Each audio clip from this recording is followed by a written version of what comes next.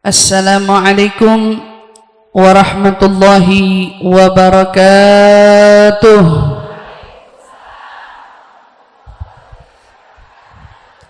Alhamdulillahi rabbil alamin, wa bihi nasta'inu ala umuri dunya waddin, wassalatu wassalamu ala ashrafil anbiya'i wal mursalin sayyidina wa habibina wa syafi'ina wa qurrati a'yunina Muhammadin sallallahu alaihi wa ala alihi wa sahbihi wa sallam. Subhanaka la ilma lana illa ma 'allamtana innaka antal alimul hakim. Rabbi zidna ilma warzuqna fahman. Amin amin ya rabbal alamin. Allahumma inna nas'aluka ilman ladunni wal mashrab as-safi al-hani ya wahhab ya ghani. Allahumma inna nas'aluka ilman ladunni wal mashrab as-safi al-hani ya wahhab ya ghani. Allahumma inna nas'aluka ilman ladunni wal mashrab as-safi al-hani ya wahhab ya ghani. Alhamdulillah, thumma alhamdulillah. Limpahan syukur bersama-sama mari kita panjatkan kehadirat Allah Subhanahu wa taala. Alhamdulillah, hari ini kembali lagi Allah pertemukan kita setelah waktu yang cukup lama. Tentu kita berhenti sejenak dari kesibukan-kesibukan kajian karena kita bersama-sama kemarin melakukan ibadah berpuasa dan juga merayakan hari raya Idul Fitri bersama. Mudah-mudahan kita tidak terbilang terlambat untuk halal bihalal, walaupun sebentar lagi sudah mau masuk ke lebaran selanjutnya. Betul apa enggak Ibu? Ini 10 hari lagi nih lebaran lagi kita insya Allah. Tapi alhamdulillah memang untuk halal bihalal yang diartikan oleh kita bersama, halal bihalal itu artinya silaturahmi dan saling meminta keridhaan antara satu sama lain di antara kita. Makanya kenapa diistilahkan dengan halal bihalal. Kamu halalin, saya halalin. Kamu punya salah, saya maafin. Begitu juga selanjutnya. Jadi disebut dengan halal bihalal. Apa yang jadi haram bagimu sekarang halal dari saya, dan begitu juga sebaliknya. Maka disebut dengan halal bihalal. Nah, itu tuh tujuannya untuk apa? Mempertemukan antara kita, saling bersilaturahmi. Yang lama terputus kembali terajut, kembali tersambung. Yang lama tidak bertemu kembali lagi bersambung, walaupun dengan penuh kerinduan, dengan tatap wajah, ataupun yang sudah lama sering bertatap wajah tapi mungkin hatinya yang berjauhan. Tapi insya Allah dengan adanya halal bihalal ini, Allah semakin mengukuhkan ukhuwah di antara kita bersama, ya, saling menguatkan hubungan-hubungan antara kita dengan saudara-saudara kita kaum muslimin insya Allah. Amin amin ya rabbal alamin. Alhamdulillah, alhamdulillah. Tatkala Allah Subhanahu wa taala berikan kepada kita nikmat, dan ada nikmat ternyata yang sering kali kita lupa untuk syukuri. Itu telah diingatkan oleh Nabi. Nikmat tersebut ada dua, nikmatan maghbun katanya. Ada dua nikmat maghbun. Orang tuh sering lalai, sering abai, sering nggak peduli. Apa itu? As-sihhah wal faragh. Itu adalah nikmatnya sehat dan senggang. Sehat dan senggang. Ada sehat dan senggang. Dua nikmat ini maghmun kathiru fihi minan nas, kata Rasulullah bilang. Dua nikmat ini nih banyak orang nggak nyadar. Banyak orang nggak nyadar kalau ternyata nikmat itu juga bagian nikmat besar. Dikasih sehat. Sehat itu mahal kan? Punya badan sehat, punya tubuh kuat, itu kan mahal. Dan Nabi SAW mengingatkan kepada kita bahwa nikmat itu jarang banget orang sadar. Padahal sehat itu modal utama kita ibadah.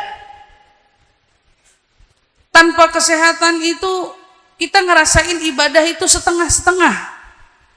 Tapi justru dengan tubuh yang sehat kita nyadarin ibadah tuh nikmat, sholat bisa dengan sempurna, kemudian kita bisa hadir kajian dengan penuh semangat, ngejalanin aktivitas saat bakti sama suami, bakti dengan siapa? Dengan orang tua. Kalau badannya sehat kan enak semuanya. Semuanya enak. Tapi banyak yang lupa. Ketika orang memohon kepada Allah minta dikasih nikmatnya ibadah, tapi dikala dia dikasih sehat, sehat itu tidak dipergunakan untuk banyak ibadah. Jadi kadang-kadang gini, orang baru tahu nikmatnya sholat diri kalau dia udah susah sholat diri. Orang sudah tahu bahasanya tuh ya, nikmatnya hadir kajian itu nanti kapan? Kalau kebetulan dianya dikasih sakit nggak bisa hadir kajian, nanti itu baru tahu tuh, ya Allah ternyata sehat itu nikmat. Ternyata sehat itu mahal. Tapi Nabi ngingetin, tuh banyak banget tuh orang gak sadar, kata Rasulullah bilang. Makanya kita perlu belajar untuk apa? Menyadari itu. Bahwa ternyata sehat itu kuncian utama seseorang hari ini, bahkan untuk menjalankan ibadahnya dengan sempurna. Terus yang kedua, al-faragh, senggang waktu. Ternyata waktu senggang itu kan kalau kita biasanya untuk istirahat ibu-ibu ya. Ibu kalau lagi ada waktu kosong kira-kira ngapain? Hah? Iya, kalau bahasa orang sekarang kan namanya me time ya. Pengen waktu sendirian katanya dibilang. Pengen manjain tubuh, pengen manjain diri atau istilah apapun itu. Cuman emang me time-nya kita nih sama me time-nya versi orang-orang terdahulu tuh beda. Saya bilang, Bu, pengen punya waktu sendirian, ngobrol sama badan, ngobrol sama tubuh, manjain badan, itu nggak salah. Cuman kalau kita versinya sekarang manjain tubuh, ada yang pergi ke salon, ada yang spa ya, ada yang dimanjain pengen dipijit-pijit gitu. Tapi kalau kita lihat me time-nya versi Sayyidah Fatimah tuh nggak sama. Sayyidah Fatimah punya me time nggak? Punya. Sayyidah Fatimah minta waktu senggang nggak sama keluarga? Minta. Malah kalau udah datang itu waktu, Sayyidah Fatimah nggak mau diganggu gugat. Sayyidah Fatimah nggak mau diganggu, nggak sama suami, nggak sama anak. Itu waktu dia sendiri. Dan dia habiskan waktu itu untuk dia memanjakan diri. Tapi perbedaannya, ketika Sayyidah Fatimah meminta waktu sendiri, waktu itu tidak disia-siakan untuk hal yang tidak berguna.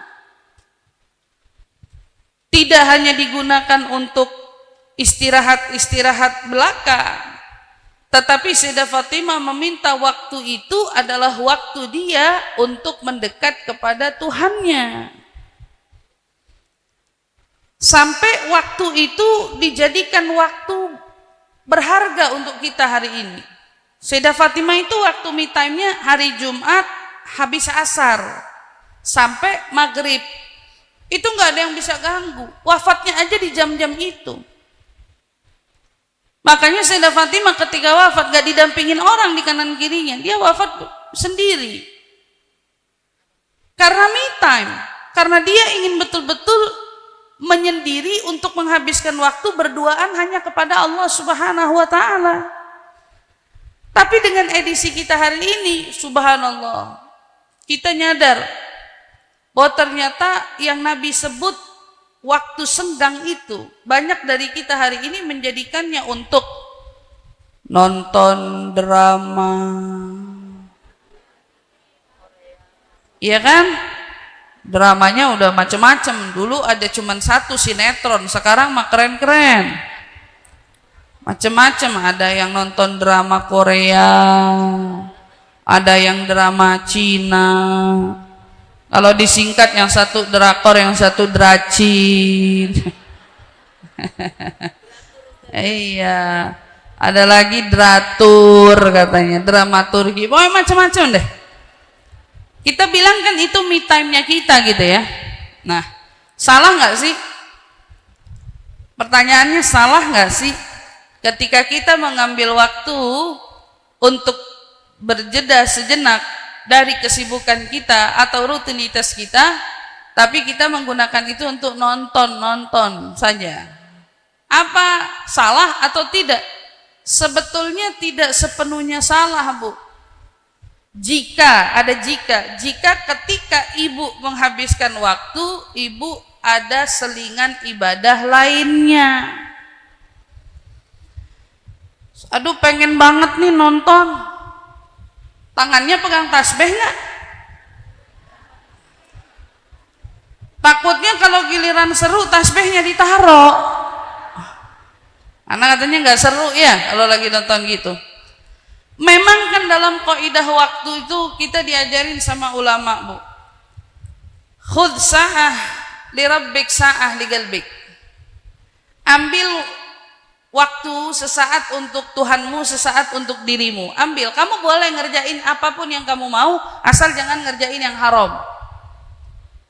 Asal jangan ngerjain yang dosa, asal jangan ngerjain yang salah. Ketika kita mau melihat sesuatu tontonan, lihat dulu yang ditonton ini ada yang haram nggak, yang nggak boleh dilarang, nggak boleh ditonton. Tapi sambil nonton kita zikir. Terus seenggaknya kan waktu kita nggak kebuang begitu aja, Bu. Karena kenapa? Kita pernah mendengar dari para ulama tafsir dan datang dari Nabi kita Muhammad SAW. Katanya tuh, Bu, orang nanti di hari kiamat itu penyesalan mereka itu tentang waktunya. Orang tuh nggak ada yang nyesel sama hal yang lain melebihi penyesalannya terhadap waktu yang dia sia-siakan ketika dia hidup di dunia. Tolak ukur waktu itu banyak, bukan dari umur yang panjang. Kita nih punya umur di sini variatif. Ada yang baru sampai kepala 3, ada yang baru sampai kepala 2, ada yang udah sampai kepala 4, ada yang kepala 5, sampai ada yang kepala 7 mungkin. Variatif. Apakah yang kepala 7 terbilang umur panjang berbanding dengan yang kepala 3? Belum tentu. Karena kata ulama gini loh, kamu tuh ketika berdoa minta umur panjang, kamu harus paham tujuan dari umur panjang itu apa. Karena logikanya kalau kita minta umur panjang tapi kita lalai, itu kan hanya memperpanjang penyesalan. Jadi di akhirat kita tambah banyak nyeselnya. Lah buat apa punya umur panjang? Kan gitu. Tapi kita harus paham, loh kenapa kita ini diajurin untuk minta umur panjang? Emang maksud dari umur panjang itu apa? Maksud umur panjang itu umurnya panjang berkahnya. Atau umurnya panjang manfaatnya. Tuh. Jadi ibu-ibu sekarang kalau berdoa, ya Allah karuniakan aku umur panjang, tuh di hati ngomong, minta umur panjang tapi juga harus panjang berkahnya, panjang manfaatnya. Kenapa, Bu? Ketika kita membaca di dalam salah satu ayatnya, fa amma man utiya kitabahu biyaminihi, orang-orang yang nanti dikasih sama Allah buku catatan amalnya dengan tangan kanannya, fasaufa yuhasabu hisaban yasiro. Katanya mereka kelak akan menjadi orang-orang yang dihisab dengan hisab yang sedikit. Ini nerima pakai tangan apa? Tangan kanan. Orang yang nerima catatannya pakai tangan kanan, ini kan udah orang yang beruntung, Bu. Udah orang beruntung nih. Semua dari kita berdoa pengen dikasih kitab buku amal kita dengan tangan kanan. Tapi ternyata diberi gambaran ketika seseorang menerima buku amalannya walau dengan tangan kanannya, tiba-tiba ada salah seorang dari mereka yang ketika membuka tapi mereka menjerit histeris. Ini nerima pakai tangan kanan loh. Tapi mereka menjerit histeris. Seperti orang yang menyesali sesuatu yang teramat dalam. Ini nerimanya pakai tangan kanan. Ketika ditanya, apa yang bikin kamu menjerit sekeras itu? Seolah-olah kamu sedang menyesali sesuatu yang besar itu. Maka dijawab oleh dia, selaku yang menerima kitab itu dengan tangan kanannya, aku membuka catatan amalku dan kudapati di situ ada waktu-waktu senggang yang kusia-siakan begitu saja. Dan dia nyeselnya minta ampun padahal udah nerima bukunya dengan tangan kanannya sendiri. Kalau yang nerima buku dengan tangan kanannya tetap nyesel sama waktu yang terbuang, kebayang gak yang nerima buku dengan tangan kirinya?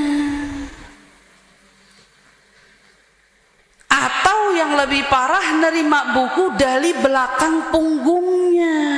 Itu kan sampai lebih parah lagi tuh. Itu kira-kira sama waktu bagaimana hubungannya? Oleh karena itu ibu-ibu yang dirahmati Allah, Nabi ngingetin sama kita, waktu tuh nikmat. Waktu senggang juga nikmat. Kalau ada waktu kosong, jangan berpikir untuk hanya menghabiskan penuh kesia-siaan, tapi pergunakan waktu senggang itu dengan kebaikan, karena itu akan menjadi sesuatu kelak di akhirat kita. Di akhirat kita. Sekarang ibu-ibu sebagai istri, biasanya kan kalau lagi baru-baru nikah punya anak 1, 2, 3. Kalau kata ibu-ibu hari ini nih, susah banget istirahatnya. Katanya kan gitu. Kenapa? Karena masih ngurusin anak-anak kecil. Antar sekolah, belum lagi yang di rumah, belum lagi bapaknya, belum lagi banyak banget. Bu, sibuknya kita ngurusin keluarga, sibuknya kita ngurusin orang tua, sibuknya kita ngurusin anak-anak, sibuknya kita ngurusin pasangan, itu semua bisa jadi ladang pahala. Tapi ada syaratnya. Jika kita jalaninya penuh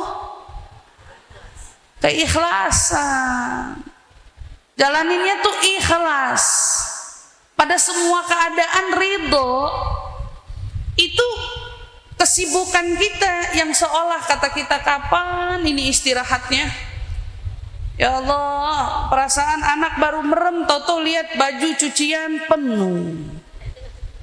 Begitu udah kelar, ya Allah jam segini belum masak. Kan gitu biasanya. Ada aja tuh waktu. Emang makanya ulama bilang, kalau ngerjain kegiatan pakai ukuran waktu jam dinding, semua bakal keteteran. Tapi kalau ngerjain sesuatu diiringi dengan keberkahan waktu, semuanya bisa selesai, bahkan punya waktu luang. Kita bakal punya waktu luang. Orang yang kerjanya dengan berkah waktu, itu biasanya belum ketemu waktu sibuk selanjutnya udah beres urusan. Udah beres. Itu siapa tuh mereka? Mereka yang dikasih berkah waktu.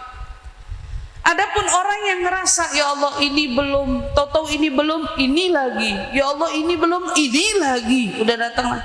Itu boleh jadi yang menyebabkan keteteran ini bukan tentang jam dindingnya, tapi ini tentang berkah yang Allah nggak kasih kepada dia.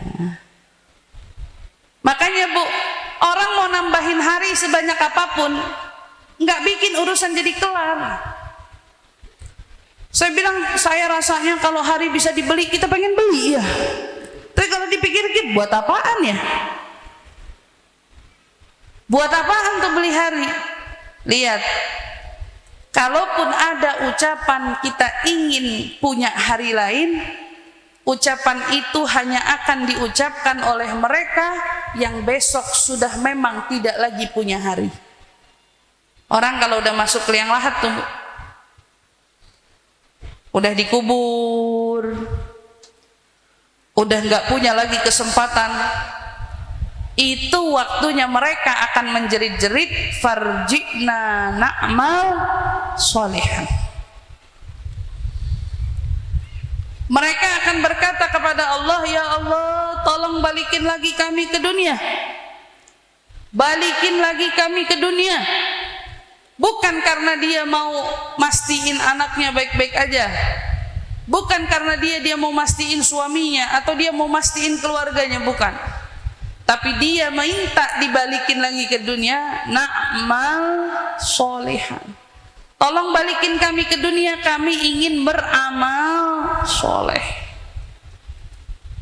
Karena dia sadar kemarin-kemarin punya waktu, tapi nggak benar-benar dipergunakan untuk amal soleh. Makanya Bu, ibu tuh kesempatan besar. Ketika ibu ngurusin keluarga, ketika ibu ngurusin anak-anak, ketika ibu ngurusin pasangan, ya, itu semuanya ladang pahala yang nggak pernah ada kesia-siaan di baliknya. Badan tubuh boleh letih, tapi kalau sudah Allah tunjukkan kepada kita pahala di balik letih itu, semua letih akan hilang seketika itu juga. Tapi Allah nggak tunjukin. Kenapa? Karena Allah mau tetap kita berusaha. Makanya hari ini ingat betul-betul apa yang diingatkan oleh para ulama, wabil khusus Nabi kita Muhammad SAW. Tahun demi tahun kita lewatin, kita masih ada sampai hari ini. Artinya Allah masih mau kasih kita kesempatan. Tapi sekarang coba kita tanya, ibu-ibu umurnya sudah sejauh ini, kira-kira manfaatnya sudah sejauh mana? Manfaatnya sudah sejauh mana? Ibu tahu nggak Imam Nawawi? Imam Nawawi itu kan namanya terkenal di kalangan kita yang pada rajin kajian. Secara Imam Nawawi ulama besar, dan dia itu yang ngajarin kita banyak hal dari karya-karyanya. Ternyata Imam Nawawi ini nggak sempat nikah, Bu. Jadi kononnya gini, dulu Imam Nawawi waktu masih kecil-kecil kecanduan Quran. Beda kan sama anak kita? Kalau anak kita kecanduan apa? Iya. Imam Nawawi kecanduannya sama Quran. Lucunya gini loh, setiap kali Imam Nawawi diajakin main sama temennya, kalau saya mau kasih contoh gini, Nawawi gitu ya, main yuk gitu, diajakin main, nggak begeming tuh, nggak mau. Sampai orang-orang dewasa turun tangan, kamu tuh masih kecil, main sana seperti anak-anak seumuranmu. Nangis, mirip sama anak yang kecanduan gadget sekarang. Jadi kalau ibu lihat anak-anak kecanduan gadget sekarang diajakin main, mau apa kagak? Mau. Kalau gadgetnya diambil, diomelin, nangis sama enggak? Nangis. Nah ini beda versi, ini Imam Nawawi. Kecanduannya sama Quran. Tiap kali ditegur main, nangis, nggak mau. Belajar mulu, ngaji mulu. Ini Imam Nawawi. Sampai tumbuhlah dia menjadi ulama, menjadi pakar ulama. Disuruh nikah berkali-kali, kagak mau. Enggak. Datang ajal, usianya 45 tahun. Muda. 45 itu bukan usia tua kan? Wafatlah Imam Nawawi, tapi meninggalkan karya yang tak pernah putus sampai hari ini. Riyadus Shalihin, Arba'in Nawawi, Syarhul Muhadzab, itu semuanya karya beliau itu. Orang-orang hari ini belajar fikih, belajar hadis, salah satunya dari beliau itu. Zaman berapa itu Imam Nawawi diukur dengan kita hari ini? Umurnya cuma 45 tahun, tapi kebermanfaatannya sampai hari ini. Siapa lagi, Bu? Imam Ghazali. Imam Ghazali itu kan, wah, kita sering dengar tiap kali kita dapat nasihat, Imam Ghazali.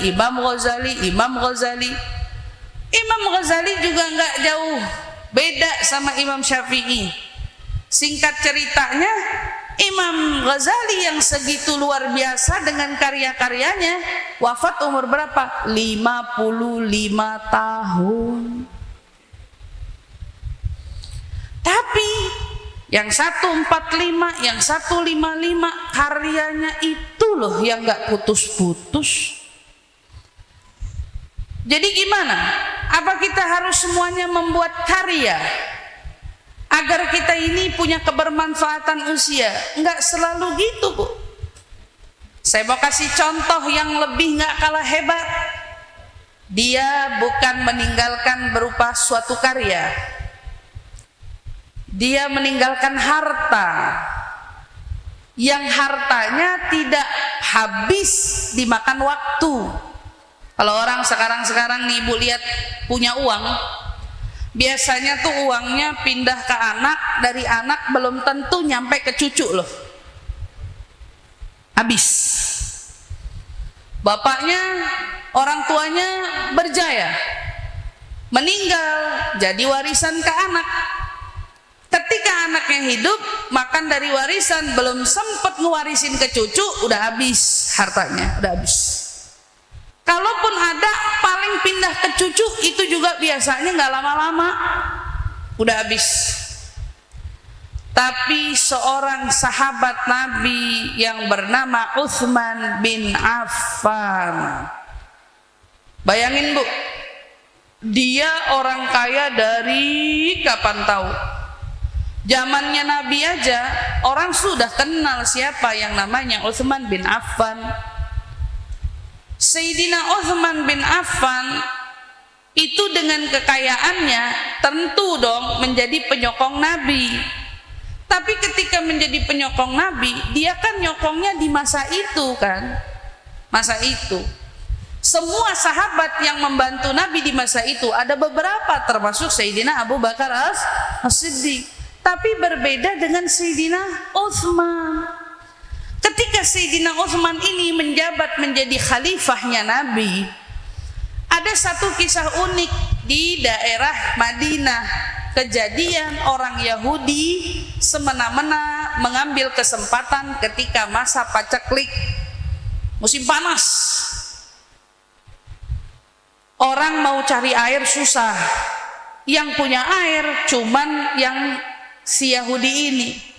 Dia punya tanah, di dalam tanah itu di wilayahnya ada sumur. Jadi orang setiap kali mau beli air, belinya sama dia, dihargain mahal. Mahal, ini air Bu, bukan bensin. Air minum loh. Orang mau minum mau apa mahal, dihargain mahal, semena-mena dia. Ngadulah umat Islam kepada Sayyidina Utsman bin Affan. Ya hai Amirul Mukminin, kita gimana nih? Kita mau beli air tapi itu Yahudi semena-mena. Kira-kira apa solusinya? Datang Sayyidina Utsman karena dia terkenal dengan apa? Dengan pandai negosiasinya, ditemuin tuh Yahudi. Yahudi diajak duduk ke Sayyidina Utsman, sini saya kepengen berbisnis sama kamu. Mau nggak kamu jual sumur kamu sama saya? Oh, nggak bakalan. Jual nggak bakal, kata Yahudi bilang. Ya udah kalau gitu gini, kalau kamu nggak mau jual sumur, saya taruh saham aja, modal aja, modal. Saya bayar sumurmu, tapi saya nggak milikin sumurmu seutuhnya. Kayak gimana tuh caranya? Saya beli sumur kamu, tapi kita bagi dua jatahnya. Hari ini harinya kamu, besok harinya saya. Gimana kira-kira? Yahudi mikir, untung nih, saya masih bisa cari duit, saya juga dapat duit. Jual, deal. Besoknya Sayyidina Utsman pengumuman sama orang muslimin. Harinya Yahudi jangan ada yang beli air ya. Kamu beli airnya di hari saya aja, karena saya gratisin. Wow, umat Islam semuanya kagak ada yang datang di harinya Yahudi, datangnya di harinya Sayyidina Utsman. Gratis. Yahudi liatin kok sepi. Giliran harinya Sayyidina Utsman rame, wah dia bilang saya kemasuk ke perangkapnya Utsman. Ternyata Sayyidina Utsman ini pinter banget, dia punya akal. Akhirnya Yahudi ini nyerah karena nggak dapat keuntungan. Kata Yahudi bilang, saya jual sisa hak saya dari sumur ini, dibayar lagi sama Sayyidina Utsman. Sudah deal, ini punya saya semuanya, punya dia. Sama Sayyidina Utsman diwakafin, jadi haknya kaum muslimin ketika itu, beserta dengan tanah-tanahnya. Ternyata kebermanfaatan yang dia tujukan untuk umat ini panjang, Bu. Sayyidina Utsman yang udah nggak ada, tapi ini tetap menghasilkan. Terus berputar. Katanya Sayyidina Utsman ketika itu waktu wafat ninggalin harta em-eman. Di zaman itu em-eman berarti berapa kita ya? Wah, kebayang dah. Itu diputer, uangnya utuh sampai hari ini berputar. Jadi untuk kebutuhan kaum muslimin, sumurnya bahkan sebagian mengatakan masih ada, tanahnya masih terus diberlangsungkan, bahkan dari uangnya itu hari ini wilayahnya dibangun hotel. Kalau ibu ke Madinah, ibu bakal lihat funduk wakaf Utsman bin Affan. Ini hotel wakafnya Utsman bin Affan. Itu berapa tahun yang lalu, Bu? Berapa tahun yang lalu? Kebermanfaatannya bukan tentang karya, tapi tentang harta. Ini yang disebut punya umur tapi manfaat. Lah kita gimana sekarang? Coba pikir-pikir umur kita yang besar, banyak nikmat dari Allah ini, selama ini sudah kita keluarkan untuk apa saja? Padahal kita kan cita-citanya pengen masuk surga. Surganya Firdaus, tanpa hisab. Kan pengennya begitu kan? Padahal kan sudah digambarin hari akhir nanti kaki kita tidak akan bergerak sampai ada 4 pertanyaan yang ditujukan kepada kita. Ini kaki nggak bakal jalan, Bu. Enggak ke sirat, enggak ke surga, enggak bakal gerak sampai 4 ini ibu jawab. Pertanyaan pertama apa? An umri fima afna.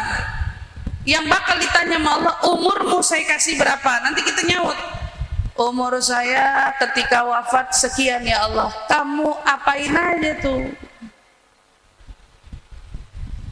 Allah tanya, Bu.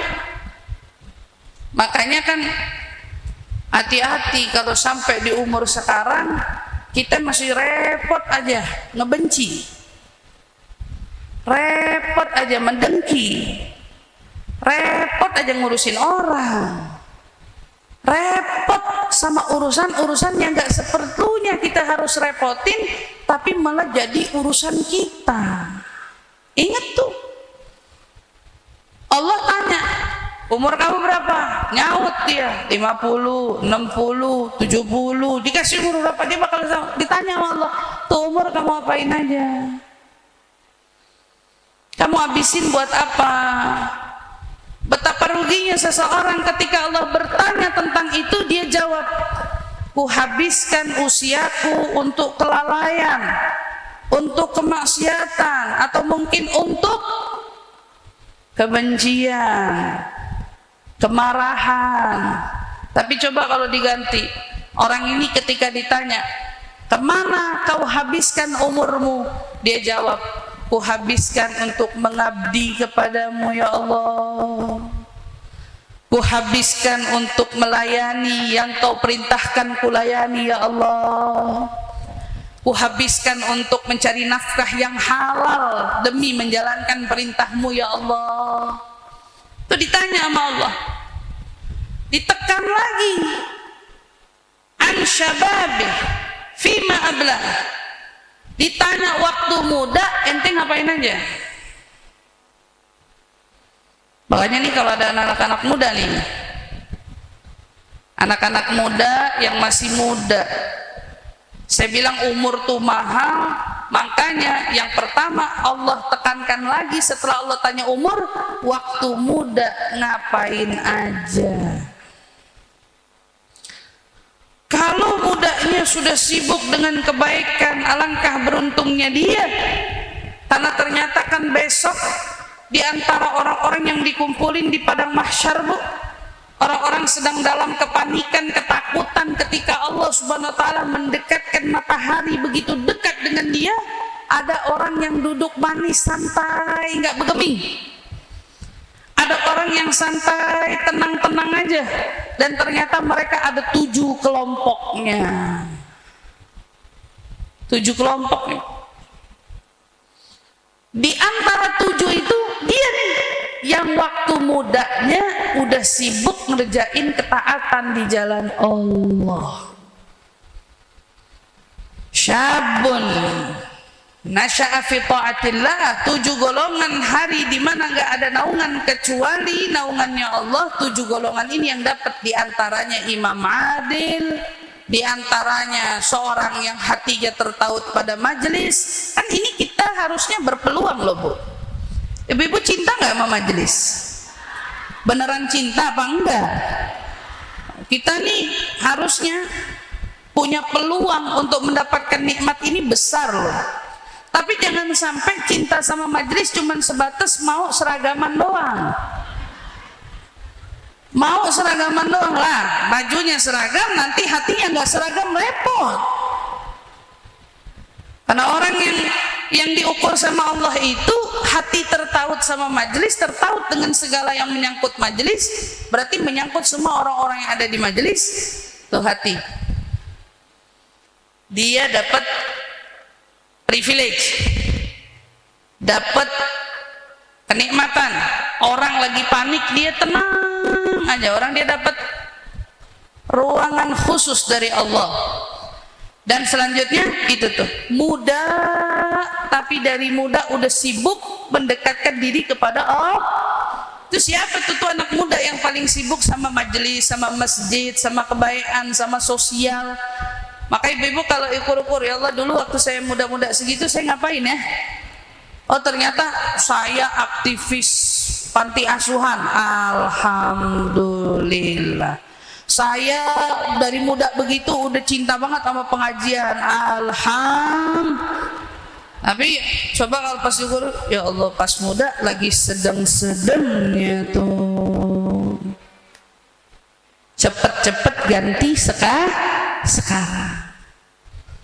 Sibukin diri kita untuk ketaatan sekarang. Manfaatin sisa-sisa umur yang ada sekarang untuk kita mengejar ketertinggal. Itu tuh, Bu. Ada golongan selanjutnya yang Nabi bilang 2 orang yang saling mencintai karena Allah, saling mengasihi karena Allah. Di dunia kalau temannya salah dibilangin, ketika temannya menyimpang diingatkan. Mereka orang-orang yang seperti ini besok kata Nabi masuk surganya saling bergandengan. Itu loh, Bu. Ibu kebayang gak tuh? Sayang sama orang, cinta sama orang, jalannya pegangan tangan. Tangannya dipegangin, sini ente jangan kemana-mana. Samaan aja. Kalau di sini udah biasa. Di sini kita sayang sama orang, tiap kali kajian kita duduk kita sisihin tempat nih buat temenan nih. Iya kan? Saking kita pengen dia duduk sebelah kita. Tapi ternyata kalau betul diantara kasih sayang ini karena Allah, ini bukan cuma di dunia nih begini nih. Itu sampai ke surga. Kata Allah, masuk surga sambil gandengan. Dia bakal jalannya sambil gandengan. Ibu mau gandengan sama teman apa sama suami? Ayo, mau gandengan sama teman apa sama suami? Lagi sedang gandeng-gandengan mikir, oh iya ya, wah ini nggak sama suami aja. Tenang dulu, ada lanjutannya. Kan sama teman saling berkasih sayang karena Allah, nanti masuk surga bareng-bareng sambil gandengan tangan.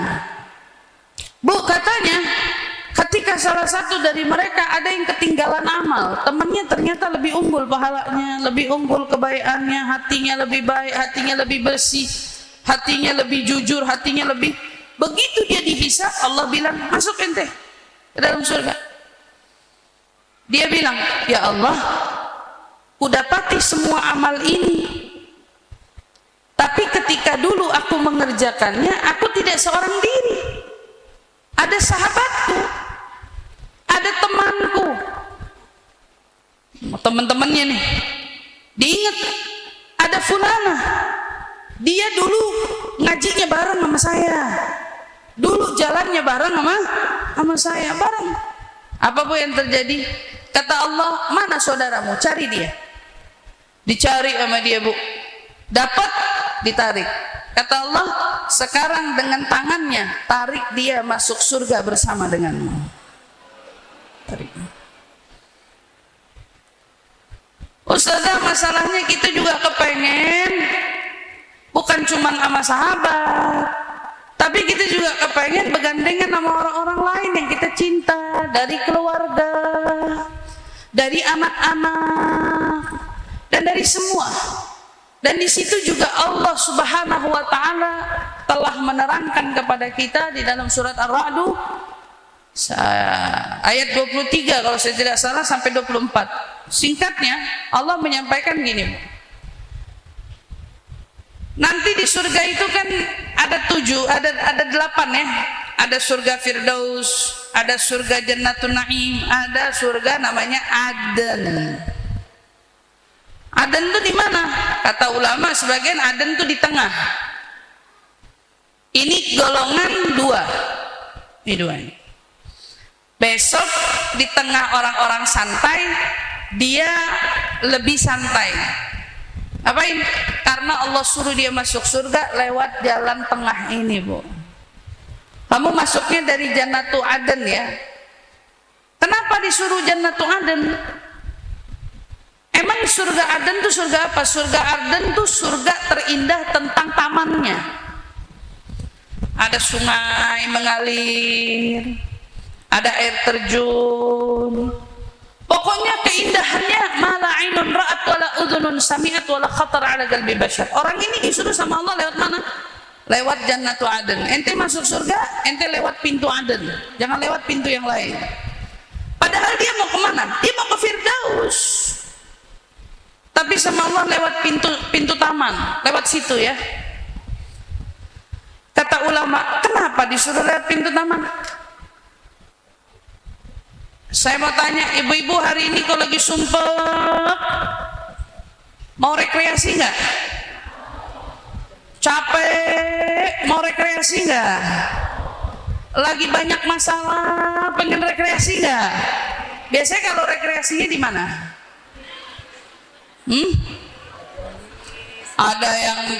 Ada.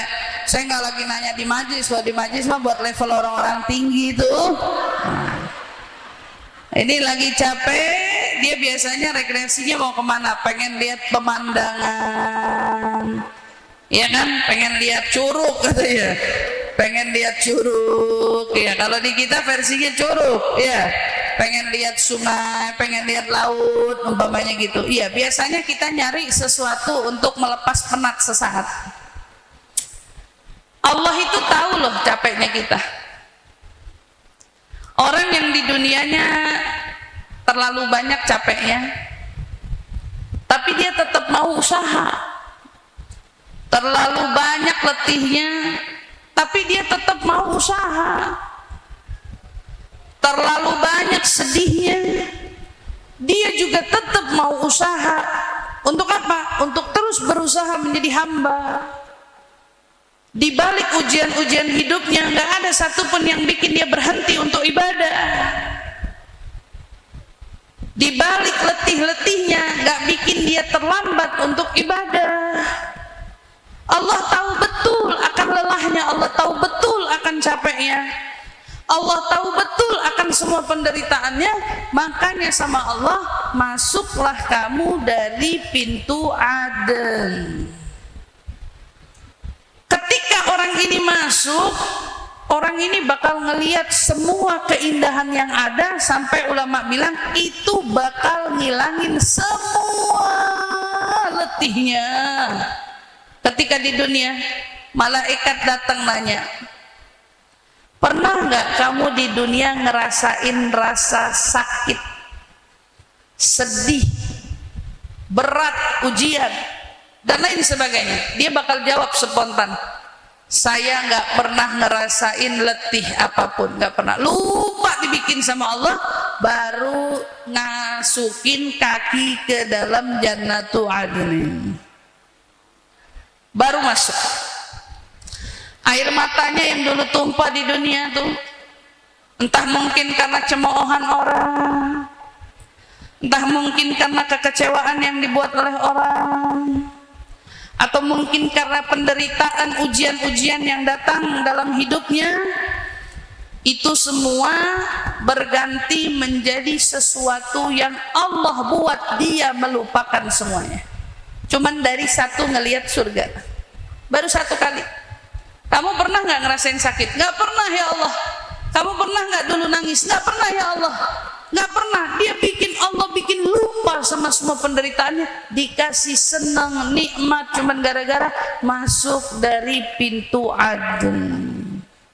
Ini nih Bu, orang yang masuk dari pintu Aden nggak sendirian.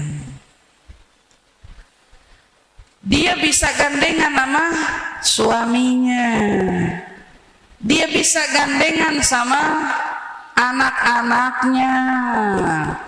Kalau besti mah udahan tadi.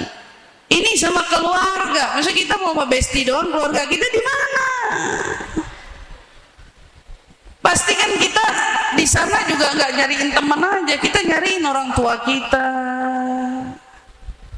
Kita nyariin pasangan hidup, kita nyariin anak-anak, kita nyariin tuh mereka di mana, dan kita mau bawa mereka bahkan sampai cucu kita, ibu-ibu yang jalan katanya masuk surga lewat mana? Jannatu Adn. Kenapa? Mereka yadkhulunaha zumara, masuknya berkelompok, rombongan, rame-rame, semua sambil bergenggaman tangan masuk ke dalam surga. Dari ayat itu saya cuma mau ngutip satu. Kira-kira nikmat ini dikasih untuk siapa?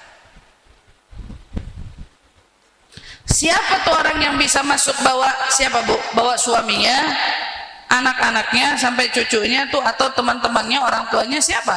Ini orang siapa? Karena amal apa dia bisa? Kita kan mestinya cari tahu, ini karena amal apa dia bisa begini, bukan tiba-tiba Allah kasih dong. Satu aja Bu amalnya, dan mudah-mudahan ini bisa Ibu bawa pulang dan Ibu jadiin sebagai pegangan kita dalam menjalani kehidupan. Satu, mereka adalah para wanita yang ketika selama hidup di dunia mereka jadikan para ummahatul mukminin, istri-istri Nabi, sebagai suri tauladannya. Ini perempuan-perempuan ini yang jadiin istri-istri Nabi teladan bagi dia, dan dia pun belajar meneladani keteladanan yang dicontohkan para istri-istri Nabi. Jadi Bu, kita pengen dapetin nikmat yang tadi, mudah. Belajarlah ikuti jejaknya Sayyidah Khadijah, belajarlah mengikuti jejaknya Sayyidah Aisyah, belajarlah mengikuti jejaknya Sayyidah Hafsah, dan masih banyak lagi dari para istri Nabi. Dan tak lupa belajar mengikut jejak jalan hidup Sayyidah Fatimah. Sayyidah Fatimah ini nih Bu, katanya para wanita yang nanya amal apa yang bisa bikin saya ke sana, udah pegang itu satu amal, belajar mengikut keteladanan istrinya Rasulullah, belajar mengikut keteladanan putrinya Rasulullah, Insya Allah dengan ibu belajar sabarnya Sayyidah Khadijah, sabarnya Sayyidah Aisyah, sabarnya Sayyidah Fatimah, ya putri Rasul, istri-istri Rasul. Belajar tuh dari mereka. Sabarnya ibu di dunia akan berbuah manis di sana. Ketika ibu belajar, ya Allah saya pengen belajar jadi wanita solehah, layaknya mereka para istri Rasul, layaknya dia putri Rasul. Saya pengen belajar seperti mereka dari kisah-kisah yang sering kita dengar. Insya Allah dari situ tuh Bu, ibu bakal bisa dapetin nikmat yang tadi telah Allah gambarkan di dalam Al-Quran. Masuk surga bawa orang tua, masuk surga bawa suami, masuk surga bawa anak-anak, masuk surga bawa cucu-cucu, masuk surga bawa teman-teman, dan itu adalah kenikmatan yang hakiki. Mudah-mudahan Allah berikan kita semua kemuliaan tersebut. Ya Allah, mudah-mudahan ya di sini, di tempat ini kita belajar menjadi orang-orang yang tidak lalai akan nikmat Allah, dari nikmatnya sehat dan juga nikmatnya waktu. Mudah-mudahan mulai sekarang kalau kita dikasih senggang waktu, kita bergegas untuk mengerjakan ketaatan. Dan mulai hari ini pun ketika kita menyadari Allah karuniakan kita kesehatan, mari juga kita bergegas jadikan masa-masa sehat ini masa-masa kita menebar kebaikan dan kemanfaatan. Insya Allah. Mudah-mudahan yang sakit Allah sembuhkan sakit penyakitnya, dan yang sehat Allah pelihara kesehatannya. Mudah-mudahan yang juga hari ini dibanyak-banyak dengan ujiannya, kesibukan dan lain sebagainya, mudah-mudahan Allah berkahi waktunya, dan terkhusus Allah berkahi umur kita semua. Ya Allah, Allah karuniakan kita husnul khatimah, berikan kita wafat dalam keadaan yang paling indah, wafat dalam keadaan yang Allah ridha kepada kita, wafat dalam keadaan Rasulullah ridha kepada kita, wafat dalam keadaan orang tua kita ridha kepada kita, wafat ya Allah dalam keadaan segenap kaum muslimin pun ridha kepada kita ya Allah, wafat dalam keadaan banyak kebaikan yang sudah kami lakukan, wafat dalam keadaan kami meninggalkan jejak kemanfaatan, wafat ya Allah dalam keadaan kami tetap mempertahankan keimanan, wafat ya Allah dalam keadaan mengucap kalimat la ilaha illallah Muhammadur Rasulullah sallallahu alaihi wasallam. Dengannya ya Allah hidupkan kami, ya Allah dengannya wafatkan kami, ya Allah dengannya kumpulkan kami semua bersama ahli la ilaha illallah.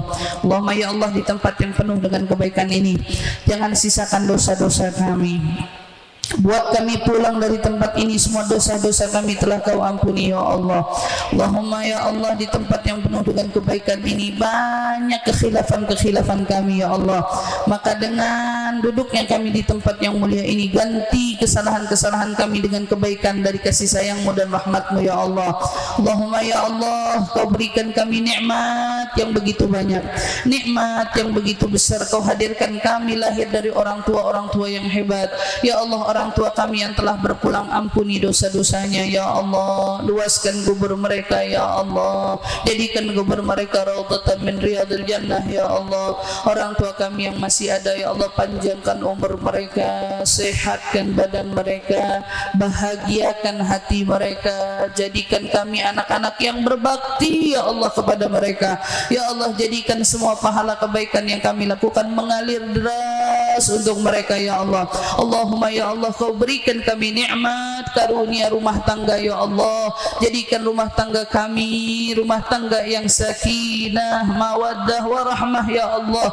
Jadikan kami wanita yang baik di mata-Mu ya Allah, wanita yang baik di mata Rasul-Mu ya Allah, wanita yang baik di mata pasangan kami ya Allah. Dan bila Kau karuniakan kami anak keturunan ya Allah, karuniakan kami keturunan yang soleh dan solehah ya Allah. Jadikan anak-anak kami yang menghafal dari ayat-ayat suci-Mu suci-Mu ya Allah, anak-anak yang menghafal dari sabda Rasul-Mu ya Allah, anak-anak yang menghidupkan daripada sunnah Nabi Muhammad ya Allah, anak-anak yang berjalan di jalan kebaikan ya Allah. Jauhkan mereka dari pergaulan yang salah ya Allah, jauhkan mereka dari kawan-kawan yang salah ya Allah, jauhkan mereka dari semua perbuatan yang salah ya Allah. Lindungi iman, lindungi iman, lindungi akidah mereka semua ya Allah. Jadikan kami ibu yang baik untuk mereka ya Allah, jadikan kami ibu yang mengantarkan anak-anak kami menuju pintu ridha-Mu ya Allah, jadikan kami ibu yang kelak di akhirat dibanggakan mereka ya Allah, dan jadikan kami orang tua yang dibanggakan oleh anak-anak kami ya Allah. Karuniakan kami bakti dari anak keturunan kami ya Allah. Allahumma ya Allah, Kau berikan kami nikmat dari segala nikmat yang ada. Kau jadikan kami umat Nabi Muhammad ya Allah. Jangan Kau cabut nikmat ini ya Allah, jangan Kau ambil nikmat ini ya Allah. Sebagaimana kami berharap kami masuk ke dalam surga-Mu ya Allah, namun masukkan kami surga yang ada kekasih Nabi Muhammad ya Allah. Sebagaimana kami berharap membawa semua orang yang kami kasihi di dunia ini masuk ke dalam surga-Mu ya Allah, jadikan kami orang yang Kau pilih esok di dalam surga bersama dengan Nabi Muhammad ya Allah. Allahumma ya Allah, kami ingin mendapat naungan-Mu di akhirat, kami ingin mendapat kitab kami melalui tangan kami di akhirat. Namun ya Allah, kami juga ingin menjadi orang yang disyafaati Nabi Muhammad. Kami juga mau menjadi orang-orang yang besok ada di bawah bendera Nabi Muhammad. Kami juga mau ya Allah menjadi orang-orang yang diberkahi dan diberuntungi untuk bisa bersatu dengan Nabi Muhammad, meminum telaga Nabi Muhammad, bersama melintasi jembatan sirat bersama dengan Nabi Muhammad, masuk ke dalam surga tertinggi bersama Nabi Muhammad. Ya Allah, ijabah permohonan kami, sertakan juga orang tua kami, sertakan pula pasangan kami, sertakan pula adik, saudara, kakak kami, sertakan pula ya Allah keturunan-keturunan kami semua dan sahabat-sahabat terkasih kami ya Allah. Allahumma rabbana la tuzigh qulubana ba'da idh hadaitana wa hab lana ya rabb min ladunka rahmatan innaka antal wahhab. Rabbana atina fid dunya hasanah wa fil akhirati hasanah wa qina adzaban nar wa adkhilna ya rabb jannah ma'al abrar ya aziz ya ghaffar. Subhana rabbika rabbil izzati amma yasifun وسلام على المرسلين والحمد لله رب العالمين. تقبل الله منا ومنكم، تقبل يا كريم يا